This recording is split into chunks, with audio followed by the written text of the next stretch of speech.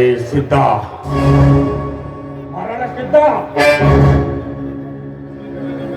ನಿನಗೆ ಸಾಲ ಕೊಟ್ಟು ನಿನ್ನ ಮನೆಗೆ ಅರಿಕೆ ಹಾಕಿ ಸಾಲ ವಸೂಲಿ ಮಾಡ್ಲಿಕ್ಕೆ ನಾನೇನು ಕತ್ತಿ ಅಂತ ತಿಳ್ಕೊಂಡಿದ್ದೇನೆ. ಬೇಕಪ್ಪ,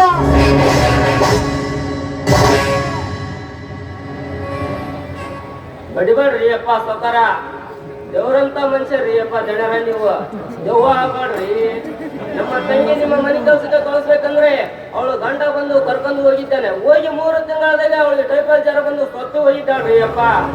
ಅದಕ್ಕಾಗಿ ನಮ್ಗೆ ರೊಕ್ಕ ಕೊಡಕ್ಕಾಗಿಲ್ರಿ ಅಪ್ಪ.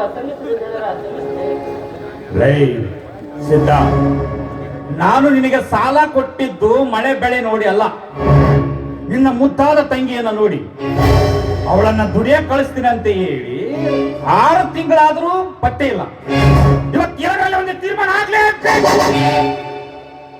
ಸಾಯಂಕಾಲದ ಒಳಗಾಗಿ ನನ್ನ ಹಣ ನನಗೆ ಬರಬೇಕು, ಇಲ್ಲದೇ ಇದ್ದರೆ ನಿಮ್ಮ ತಂಗಿ ನಾಳೆ ನಮ್ಮ ಮನೆಯ ಕೆಲಸಕ್ಕೆ ಬರಲೇಬೇಕು. ಇವೆರಡರಲ್ಲಿ ಒಂದು ಪಗಳು.